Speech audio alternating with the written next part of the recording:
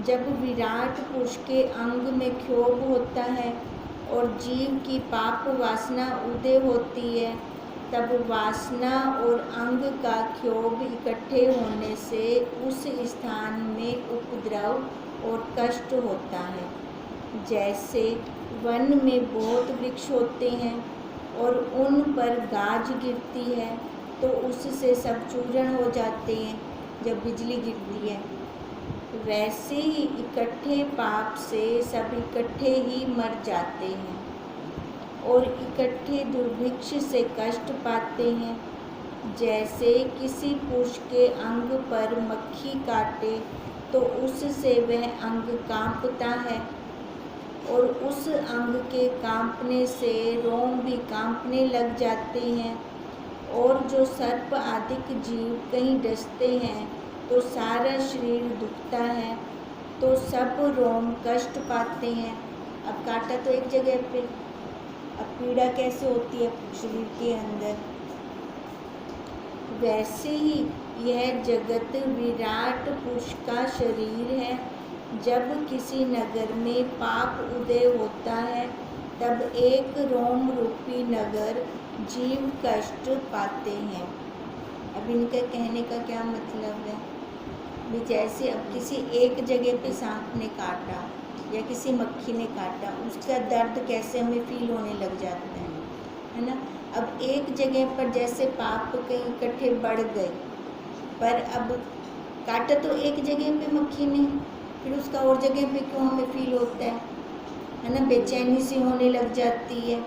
अब ऐसी जहाँ पे एक जगह पे इकट्ठे हुए पाप, पर वहाँ पे और भी लपेटे में आ जाते हैं, पर वो बच जाते हैं, कष्ट होते हैं उनको, है ना। अब जैसे हमने बहुत बार सुना कि इकट्ठे भूचाल आया, उसमें से एक पृथ्वी के नीचे बच गया, पानी प्राकृतिक से उसको पानी मिल रहा था एक बच्चे को, है ना। अब वो क्यों बचा और मर गए, है ना, कष्ट था उसका सूली का कांटा बन गया जिसको हम बोलते हैं, पर वो बच गया।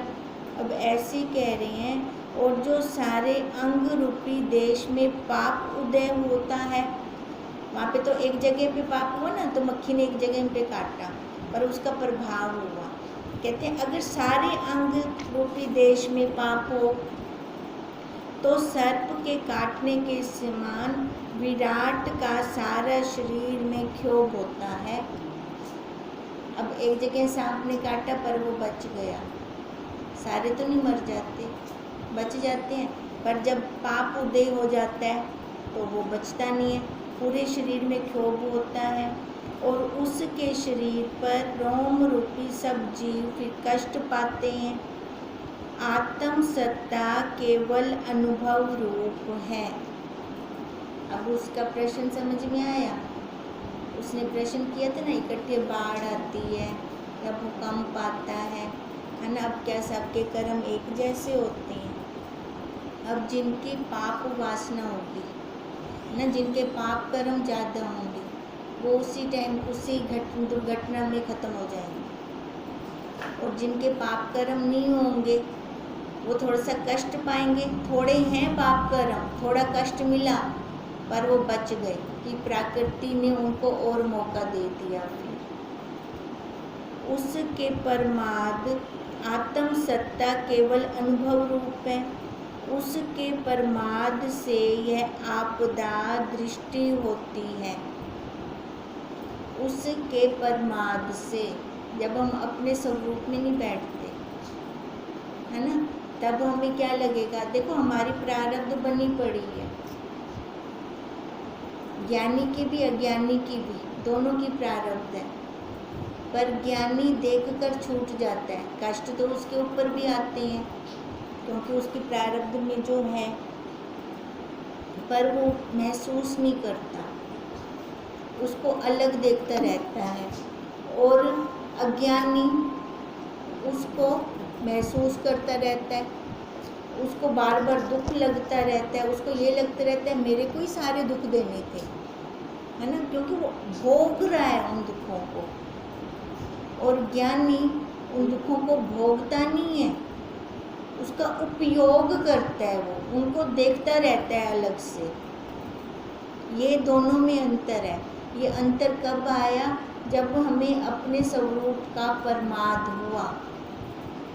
नहीं तो हम हैं सारे ब्रह्म। ब्रह्म से ये जीव क्यों बन गए? यह जगत कारण से उपजा होता तो सत्य होता, कारण से तो उपजा नहीं, फिर सत्य कैसे हो? इस जगत में सत्य प्रतीति करना ही सबसे बड़ा अज्ञान है। अब इसको सच्चा मान लेना, इस शरीर को सच्चा मान लेना, यही सबसे बड़ा अज्ञान है हमारा। हे साधो, इस आकाश का कारण कोई नहीं, पृथ्वी का कारण कोई नहीं, और अविद्या का कारण भी कोई नहीं। स्वयंभू अकारण है। जो हमारा स्वरूप है ना स्वयंभू, उसका कोई कारण नहीं है, वो अकारण है। स्वयंभू उसका नाम है जो अपने आप से प्रकट है। तो उसका कारण कौन हो? जो अपने आप प्रकट है। वो कैसे आया अंदर? किसने डाला उसको? जैसे हम कहते हैं ना, नलास में स्वयंभू है वो शिवलिंग, है ना, अपने आप आए पृथ्वी में से। ऐसे ये स्वयंभू है, ये किसी ने डाला नहीं हमारे अंदर। स्वयंभू उसका नाम है जो अपने आप से प्रकट है। तो उसका कारण कौन हो? अग्नि जल वायु का कारण भी कहीं नहीं है। जो तुम कहो कि सबका कारण आत्मा है, तो आत्मा को निमित्त कारण कहोगे या समव्य कारण कहेंगे? क्या कहेंगे? हम कहें पृथ्वी जल आकाश अग्नि, इन सब का कारण आत्मा है, फिर वो तो निमित्त कारण बन गई आत्मा। आत्मा पर किसी का निमित्त कारण तो नहीं बनती।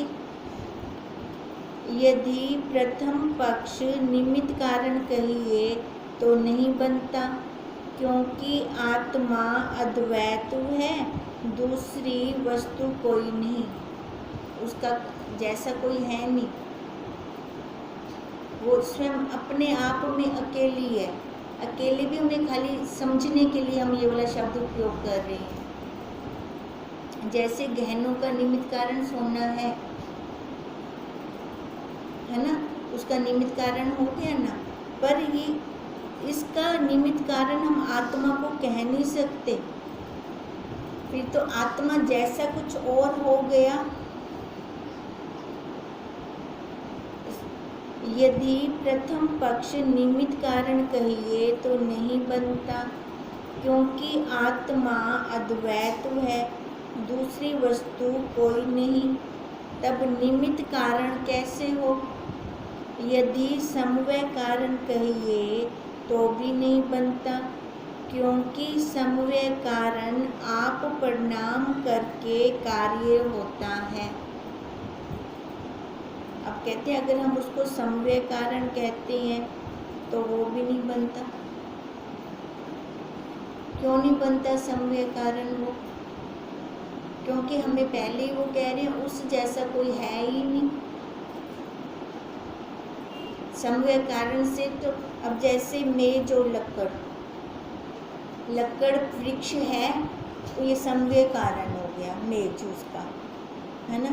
तो वो तो लकड़ से आया ना ये। अब आत्मा का समव्य कारण किसको बोले?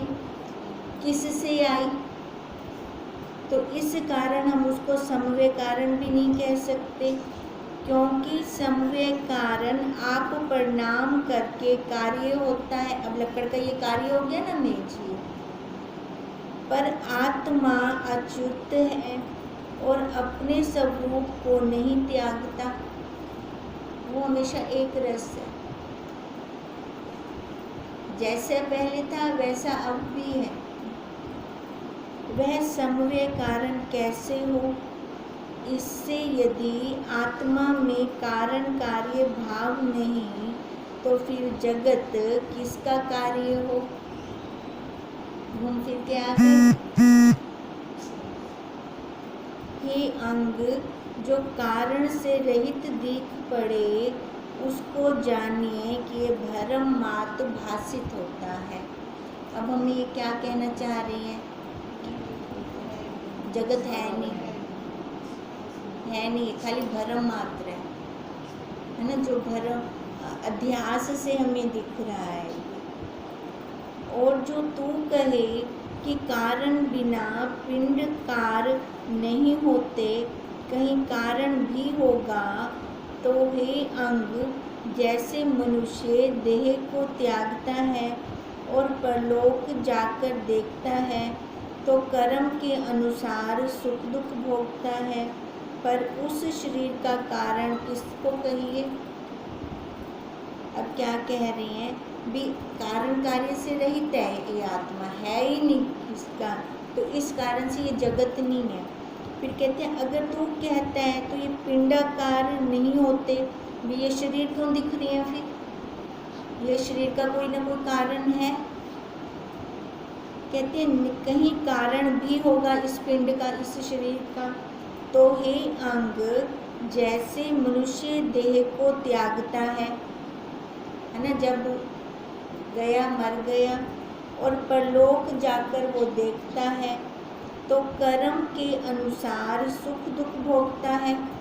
अब कर्म के अनुसार सुख दुख कैसे भोगेगा? शरीर में, शरीर तो पर यहाँ पड़ा।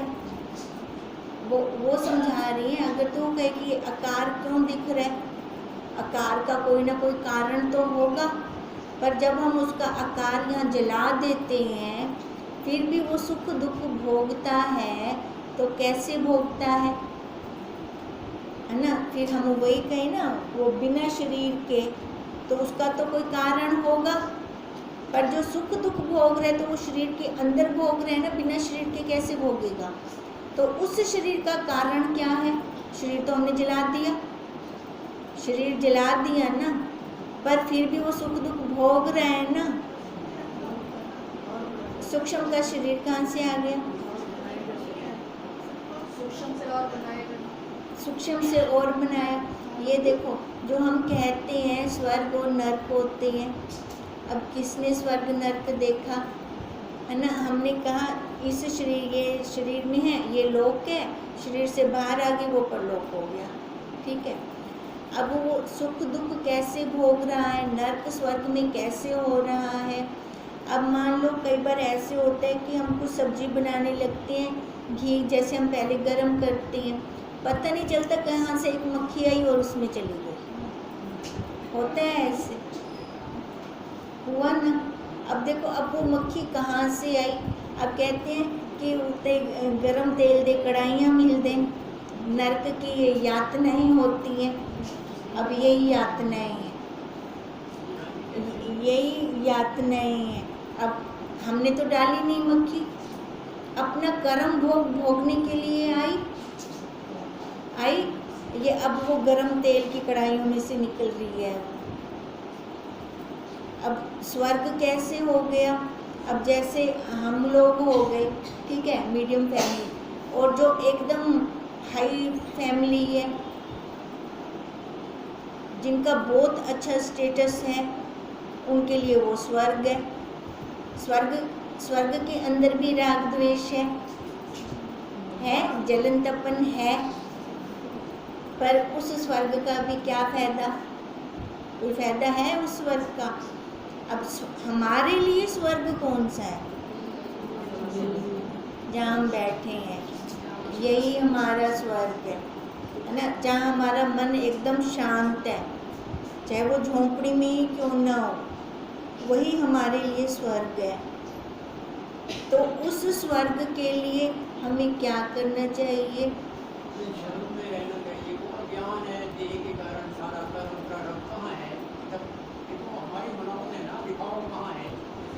शरीर लेकर बैठे हैं तो प्रारब्ध है ना? शरीर पहले बनी प्रारब्ध, पीछे बना शरीर, प्रारब्ध है।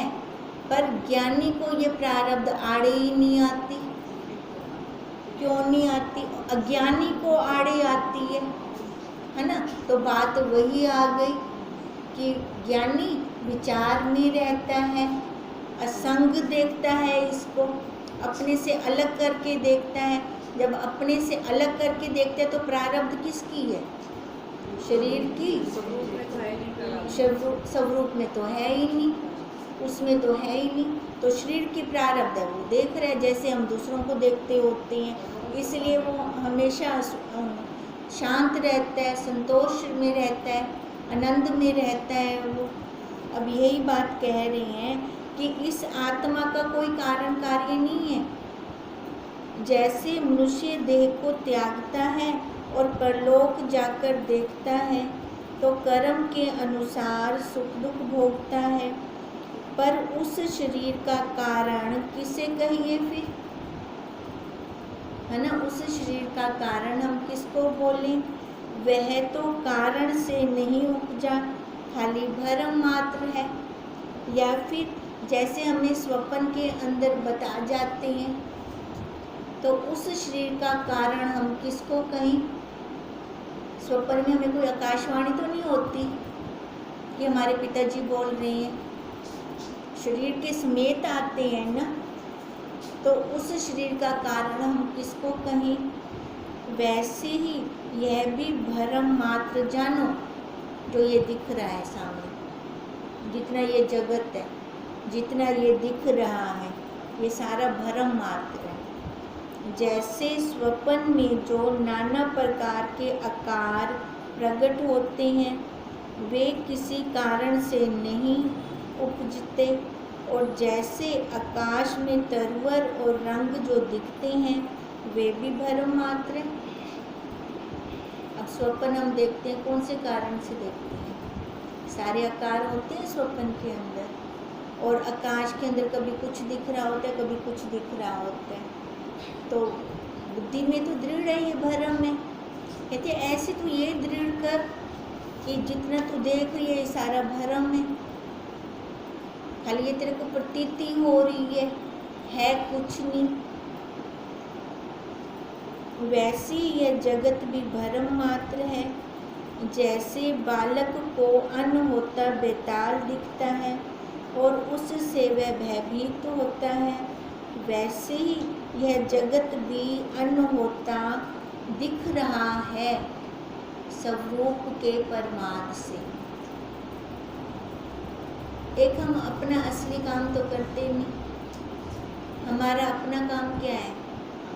अपने आप को जाने, है ना, मैं कौन हूँ, अपने आप को जाने। मैं ये नाम रूप आकार शरीर नहीं, मैं वही हूँ जिसके द्वारा मैं इस शरीर को भी जान रही हूँ। मैं वही हूँ, यही है अपना स्वरूप। अगर इसको मैं जानती हूँ तो ये अलग करती हूँ इसको, शरीर को अपने से। वास्तव में परमात्म सत्ता तो ज्यों की त्यों है। जैसे वो बचपन में था वैसे वो अब भी है, उसका कोई आकार नहीं बढ़ा हुआ, है ना। वो कहीं गया भी नहीं, आया भी नहीं, एक सेकंड के लिए भी उसने इसको छोड़ा नहीं। वही संवेदन से जगत रूप होकर दिखती है, इससे वही रूप है। अब उसके ही संवेदन से मैं ये सब जान रही हूँ, इस शरीर को भी और शरीरों को भी, सबको जान रही हूँ। तो इसका मतलब उसकी किरण होगी ना ये, है ना। जैसे हम कहते हैं सूर्य की किरण, सूर्य रूप है। अब ये उसकी किरण है, उसकी ये किरणें हैं ये सारी, तो इसका मतलब ये वही रूप है। जैसे वायु चलने और ठहरने में एक ही रूप है, परंतु चलने से प्रतीत होती है और ठहरने से नहीं प्रतीत होती। जब हम ध्यान समाधि लगाते हैं तब प्रतीत होता है अपना स्वरूप, जब व्यवहार में आते हैं तो नहीं प्रतीत होता, पर है तो सही, है ना। दोनों समय में वो है। वैसे ही चित्त संबित फूलने से जगत के आकार से दिखती हैं और उसमें नाना प्रकार के शब्द अर्थ दृष्टिगत होते हैं, और जब फूलने से रहित होती है तब अपने स्वभाव को देखती है। जब संकल्प की दृढ़ता होती है तब कारण कार्य भासित होने लगते हैं। जब संकल्प की दृढ़ता होती है, अब संकल्प कौन सा, जिसे कारण कार्य भासित हो, बाहर का ही संकल्प होगा ना, जिसमें कारण भी दिख रहा है कार्य भी दिख रहा है। नहीं तो अपने सब रूप में ना कारण है ना कार्य है। जिसको कारण कार्य भासित होता है उसको जगत फिर सत्य जान पड़ता है, और जिसको कारण कार्य से रहित दिखता है उसको जगत आत्म रूप है। उसके लिए तो जगत है ही नहीं कुछ, वो खुद भी कह नहीं तो दिखते जगत की डोर से। जिसको कारण कार्य बुद्धि है उसको वही सत्य है। यह पुण्य करेगा तो स्वर्ग में सुख पावेगा और पाप करेगा तो नरक में दुख भोगेगा। इससे उसको पुण्य ही करना भला है। अब कहते हैं जिसके अंदर ना ये बुद्धि है पाप पुण्य की, तो उसको दोनों लगेंगे, है ना, पाप कर्म भी लगेगा और पुण्य कर्म भी लगेगा। इससे अच्छा वो पुण्य कर्म करे, है ना, पाप की तरफ ना जाए, पुण्य करता रहे। अब पुण्य करते करते क्या होगा, धीरे धीरे उसकी शुद्धि होगी। शुद्धि आने से क्या होगा, विचार ठहरेगा, ज्ञान रुकने लग जाएगा। अब ज्ञान ठहरने से अपने स्वरूप की तरफ आना शुरू हो जाएगा। अब वो उसमें पता नहीं चलता था कि केड़े केड़े दरवाजे खुल देंगे, उसमें फिर हमें नहीं पता चलता। हमें क्या करना है, खाली अपना ये वाला कर्म करना है। सब अंतःकरण अलग अलग है ना, तो मतलब अपना कर्म करें हम जहाँ पर हैं। अब हम कहें कि हम विचार की क्लास में बैठे हैं, हम पाप पुण्य से ऊपर उठ जाएं, है ना, पर वो जाएगा नहीं। खाली कहने से नहीं हो जाता, सुनने से नहीं हो जाता। अपनी स्थिति को हम देखें कि मैं कहाँ पर हूँ। जो जहाँ पर खड़े ना वहाँ से चले। अगर कहें कि मैं विचार की क्लास में बैठा हूँ तो मेरे को माला नहीं करनी, मेरे को जाप नहीं करना, मेरे को पुण्य कर्म नहीं करना, मैं तो देख रहा हूँ सबको, तो क्या उसके अंदर में भी है कर्तापन गया उसका, है ना। अगर गया फिर ठीक है, अगर नहीं गया तो जहाँ रुका हुआ है वहाँ से चले। जहाँ पाप कर्म लग रही हैं अभी भी, है ना, तो पुण्य कर्म करता चले।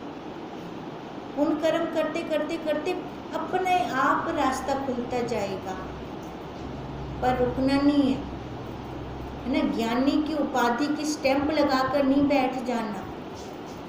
अगर वैसे बैठ जाते हैं तो लॉस हो जाता है बहुत ज़्यादा। सबसे ज़्यादा घाटा फिर हम अपने साथ ही अपना कर रहे होते हैं, क्योंकि हम अपने आप के साक्षी हैं। जितना मैं अपने लिए जानती हूँ उतना आप नहीं जान सकते मेरे लिए, ठीक है। तो कम से कम हम अपने साथ तो ईमानदारी करें। अगर हम अपने साथ ईमानदारी करते हैं तो सही सही चल पड़ेंगे, हमें शर्म नहीं आएगी, है ना। क्या हो गया, अगर पुण्य कर्म भी तो अच्छे शुद्ध अंतःकरण करते हैं, है ना। पाप अंतःकरण तो पुण्य कर्म भी नहीं कर सकता। तो वहाँ से बढ़ते बढ़ते बढ़ते अपनी सीढ़ी आगे निकल चलेगी। फिर वह पुण्य करेगा तो स्वर्ग में सुख पावेगा और पाप करेगा तो नरक में दुख भोगेगा। इससे उसको पुण्य ही करना भला है। जब जीव के पाप इकट्ठे होते हैं तब दुर्भिक्ष पड़ता है और मृत्यु आती है। जैसे पत्थर की वर्षा हो वैसे ही वो कष्ट पाते हैं। कौन? जिनके पाप कर्म इकट्ठे होते हैं। फिर उनके पाप कर्म ऐसे बरसते हैं जैसे एक बार पत्थरों की वर्षा हो गई, वो सारे पाप कर्म बरसने लगे उनके ऊपर, इकट्ठे ही आ गए।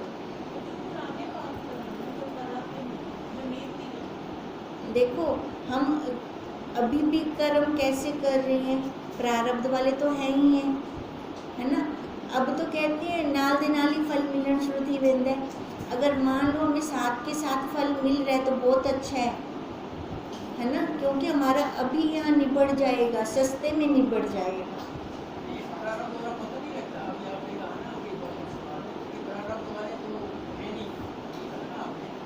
प्रारब्ध वाले तो हैं ना, क्योंकि शरीर मिला है हमें। शरीर का कारण क्या है, आधे पाप आधे पुण्य, है ना, तभी मनुष्य शरीर मिला ना। तो जो इस मनुष्य शरीर के पाप होंगे वो भी आएंगे, ठीक है। और जो इस जन्म में किया हमने, अगर वो अभी भुगतान कर देता है, कई बार परमात्मा कर भी देता है साथ के साथ भुगतान। अगर साथ के साथ भुगतान कर देते हैं ना, तो समझना सस्ते में सौदा निबड़ गया हमारा। नहीं तो क्या होता है, कण का मण मिलता है, ब्याज समेत मिलेगा अगले जन्म में फिर, है ना। तो वो भी तो आएगा ना फिर, उसको अर्पण करके करो, भाव भी ना आए कि मैं कर रहा हूँ, है ना।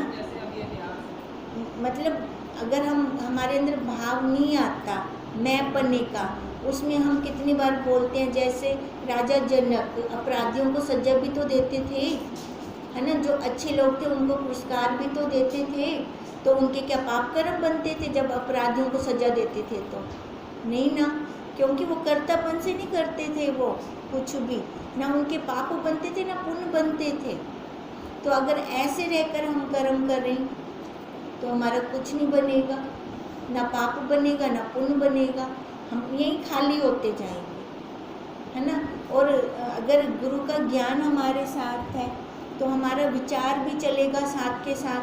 हिंदी प्रारब्ध वो आ रही है, अब जिसके कारण से कुछ भी इसको खारा खट्टा मिला उसके प्रति द्वेष नहीं आएगा।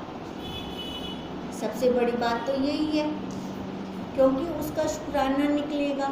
चलो ये निकल गया, अभी निकल गया, था इसकी प्रारब्ध का, अभी निकल गया। फिर ऐसे शुक्राना करते करते फिर हमारा कैसे उसके प्रति कोई कर्म बनेगा? किसी के प्रति नहीं बन सकता ऐसे हमारा कर्म। तो ऐसे हम देख देख कर सजग होते चले, ऐसे सजगता के साथ चलेंगे तो फिर हम तभी कहते हैं लास्ट जन्म में सजगता के साथ चलेंगे तभी लास्ट जन्म बनेगा ना। चाहिए क्या और जन्म? नहीं और नहीं चाहिए ना, मैंने देख लिया क्या रखे, कुछ क्या नहीं रखे, तो बस अपना फोकस वहीं पे हुआ। अब यही बात चल रही है कि इससे उसके पुण्य ही करना उसको भला है। जब जीव के पाप इकट्ठे होते हैं तब दुर्भिक्ष पड़ता है और मृत्यु आती है। जैसे पत्थर की वर्षा हो वैसे ही वो कष्ट पाते हैं। और जो मेरा निश्चय पूछो तो ना पाप है ना पुण्य है, ना दुख है ना सुख है। अगर हम अपने से अलग होकर देखेंगे तो दुख सुख मेरा तो नहीं है। किसका है दुख सुख? शरीर का है, मेरा नहीं है। और ना ये जगत है। जब स्वरूप के परमाद से अहम उदय होता है तब नाना प्रकार के विकार भासित होते हैं, और जब परमाद निवृत्त होता है तब सब आत्म रूप ही दिखता है। जब दृढ़ता होगी अपने स्वरूप में तो सब वही है, दूसरा कुछ है ही नहीं। इससे तुम सब कल्पना त्याग कर अपने स्वरूप में स्थित हो। ये कल्पना हमारी कितनी कितनी चलती है, माँ की, बहन की, है ना, पत्नी की, अपने परिवार के साथ संबंध जोड़ लेते हैं। ये तो सारी कल्पना है, कोई किसी का नहीं, ना किसी का कोई हो सकता है, पर हम मन से बंध जाते हैं।